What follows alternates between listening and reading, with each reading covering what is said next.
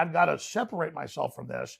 But then when they release this toxic cultural poisonous gas, they push us out of those areas and they get the main infrastructure to then organize that, cut off the food and supplies to that group they have, and then tell them the reason you're doing bad is not BlackRock and the WF and Bill Gates.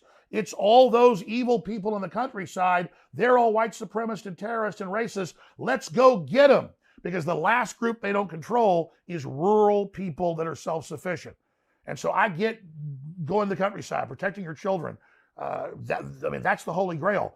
The problem is you've got to have 1 foot in each. You got to go back and fight in the city for the infrastructure, for the government. You got to give people hope while also building a backup operation with farming and ranching and self-sufficiency. So that's why the WEF and the UN are coming in Ireland and in areas of Asia and in the Netherlands and saying by 2030, 80% of your cows have got to be dead. And they just banned like 30% this year in the Netherlands. And it didn't matter people were 80% against it in polls. It didn't matter.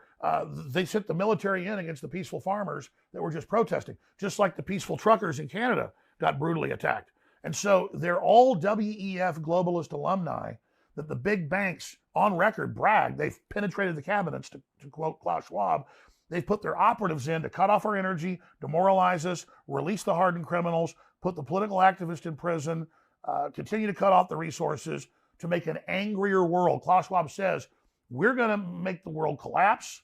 We're going to have everybody turn against each other. We're going to blame the political classes that we own and control. And then when we're done, we'll bring in our new solution.